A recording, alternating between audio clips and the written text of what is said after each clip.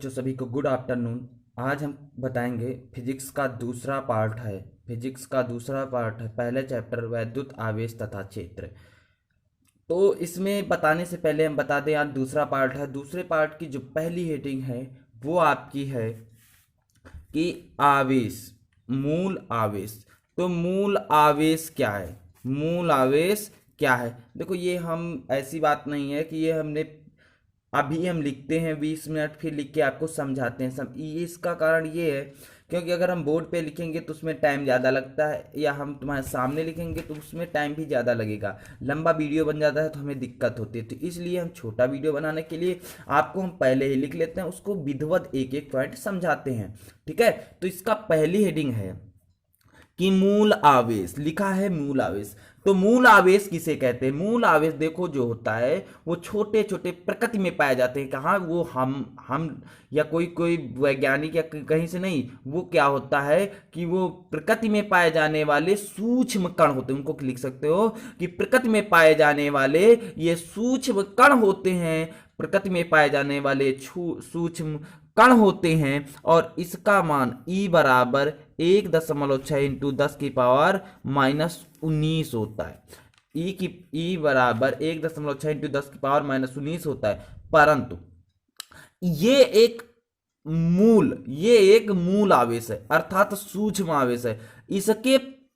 इसके जो इसी से जो है, जैसे अब इसी ये पहला मान लिया E बराबर 1.6 इंटू 10 पावर -19 है। अब आगे होगा तो E, 2E, 3E dash dash इस प्रकार होगा। चलो हम पहले मूल आवेश देखते हैं, आपके समझ में नहीं आ रहा तो मूल आवेश देखते हैं। मूल आवेश की परिभाषा। मूल आवेश की हमने दो परिभाषाएं लिखी और ये वाली परिभाषा लिखी है कि वह, इसको नोट करते जाना, वह छोटे से छोटे आवेश हैं जो किसी भी आवेशित कण पर हो सकते हैं। किसी भी आवेशित अगर कण है तो छोटे छोटे, अर्थात छोटे छोटे आवेश हैं जो किसी आवेशित कण पर हो सकते हैं। अथवा लिखा है, अथवा के बाद आपको दूसरी थ्योरी लिखी है हमने कि प्रकृति में पाए जाने वाले सूक्ष्म आवेश को मूल आवेश कहते हैं, अर्थात सूक्ष्म आवेश को मूल आवेश कहते हैं। अब देखो, मूल आवेश कहते हैं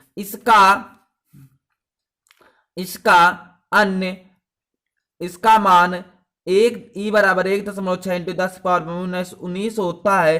अन्य आवेश मूल आवेश का पूर्ण गुणज होते हैं, अर्थात जो अन्य आवेश होता है वो इसके पूर्ण गुणज होते हैं। E, 2E, 3 अभी बताया ना, E, 2E, 3 ये क्या होते हैं? इसके पूर्ण गुणज होते हैं। और इलेक्ट्रॉन पर आवेश, ध्यान से समझना ये वाली बात, इलेक्ट्रॉन पर आवेश E और प्रोटॉन पर आवेश +E और अल्फा कण पर आवेश 2E होता है। ये चीज आपको याद रखना है।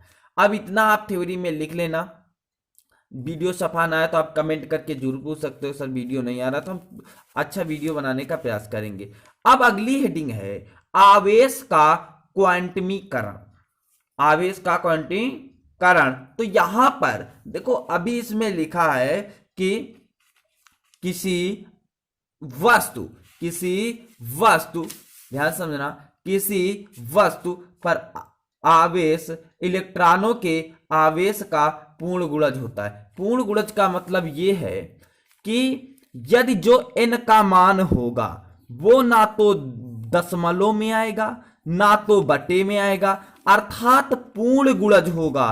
2 है तो 2 रहेगा, 5 है तो 5 रहेगा, 10 जो भी हो, अर्थात पूर्ण गुणज होना चाहिए, ना कि वो दशमलव में होना। किसी वस्तु पर आवेश इलेक्ट्रॉन के आवेश का पूर्ण गुणज होता है। चलो अभी आगे हम क्वेश्चन एक ले लेंगे, उसमें आपको हम विधिवत बता देंगे। चलो आगे देखते हैं।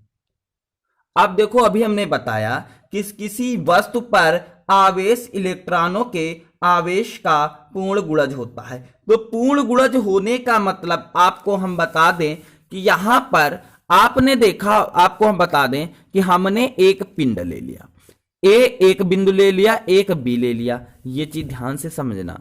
एक ए ले लिया, एक बी ले लिया, इसका नाम हमने ए रख दिया, इसका बी लिख दिया।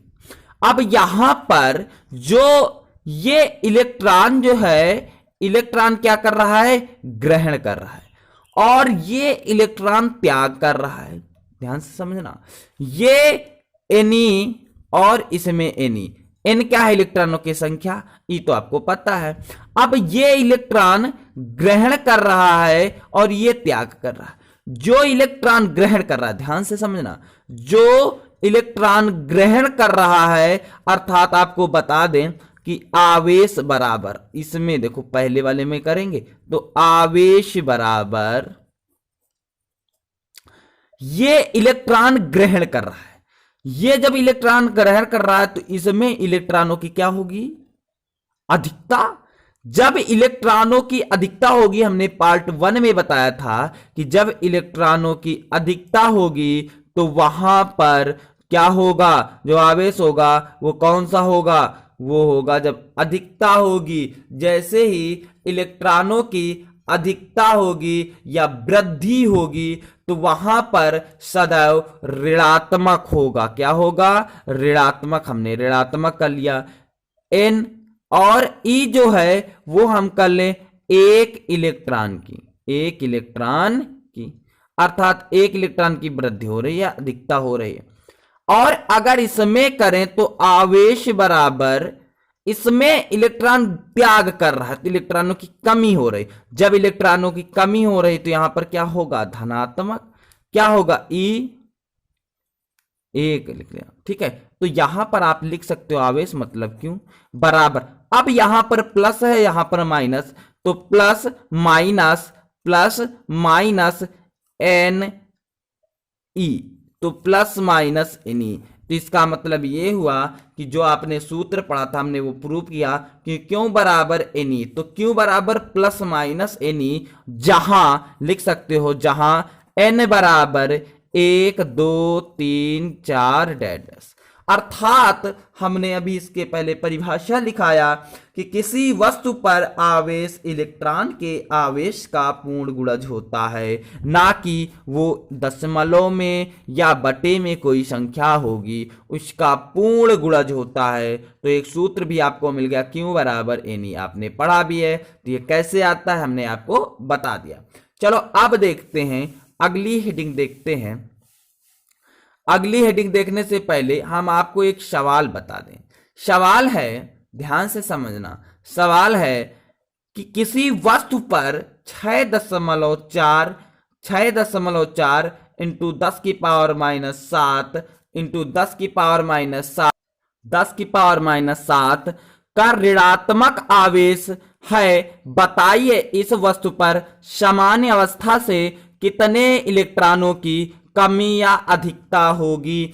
तो आपको बता दें, कह रहा है किसी वस्तु पर 6.4 इंटू 10 की पावर माइनस 7 कूलाम ऋण आवेश। ऋण आवेश का मतलब ये क्या है, ये आपको बता दे, ये दिया क्या है, ये आपको बता दे, ये आपका है Q बराबर 6.4 इंटू 10 की पावर माइनस। अब N बराबर आपको इलेक्ट्रॉन की कमी या अधिकता N आपको ज्ञात कर रहा है। इलेक्ट्रॉन पर आवेश होता है 1.6 इंटू 10 की पावर माइनस 19 कूलाम। तो यहां पर क्या होगा आपको बता दे, सूत्र होता है एन ई। आपको एन ज्ञात करना है तो एन बराबर ये इसके बटे में चला जाएगा और ये ई बटे में चला जाएगा, क्यू अपान ई हो जाएगा। हम ई क्यू का मान रखे 6.4 इंटू 10 की पावर माइनस 7 बटे 1.6 इंटू 10 की पावर माइनस 19। दशमलव से दशमलव कटा, 16 चौको कितना होता है 64 इंटू ये देखो 10 की पावर माइनस 7 और ये ऊपर जाएगा तो 10 की पावर प्लस का हो जाएगा। इन दोनों का जब इसमें घटा दोगे तो आ जाएगा 4 इंटू 10 की पावर 12। यही आपका हो जाएगा आंसर। लेकिन आपसे पूछ रहा था इलेक्ट्रॉनों की कमी या वृद्धि होगी, तो जब कह रहा था आपसे आवेश में दे रहा था, सवाल देख लो, ऋणावेश है, जो आवेश है वो ऋणावेश है। तो जब ऋण आवेश होता है तो इलेक्ट्रॉनों की अधिकता होती है। तो यहां पर लिख सकते हो इलेक्ट्रॉन की अधिकता, इलेक्ट्रॉन की अधिकता। चलो अब अगला क्वेश्चन देखते हैं, अगला क्या है। आगे लिखा है, आगे लिखा है, आगे लिखा है आवेश संरक्षण का नियम। आपको बता दें आवेश संरक्षण का नियम, आपको एक एक पॉइंट बताएंगे, ये पेपर के लिए मेन भी है, आप अच्छे से सीखो। यदि हम, ध्यान से समझना, यदि हम दो वस्तुओं को ले लें और दो वस्तुओं को, जैसे हमने कोई वस्तु ले लिया, जैसे हमने ये ले लिया, एक ये ले लिया, दो पेन ले लिए, अर्थात दो वस्तु ले लिए। या तो दो वस्तु लेने से पहले आपको बता दे, जब इन दो वस्तुओं को हम आपस में रगड़ेंगे, जब इन दोनों वस्तुओं को हम आपस में रगड़ेंगे तो इन पर एक आवेश आ जाएगा, इन पर दोनों पे एक आवेश आ जाएगा। या आपको हम इसमें बता दें, एक ए बिंदु है, एक बी है, एक ए वस्तु है, एक बी है। यदि हम दोनों को आपस में रगड़े तो इन पर एक आवेश आ जाएगा। जो आवेश इस पर उत्पन्न होगा वही आवेश इस पर उत्पन्न होगा।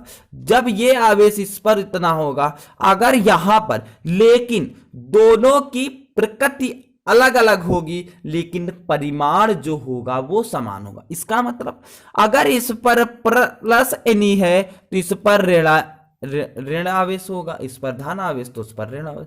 प्रकृति विपरीत है लेकिन प्रमाण जो है, परिमाण है, वो समान है।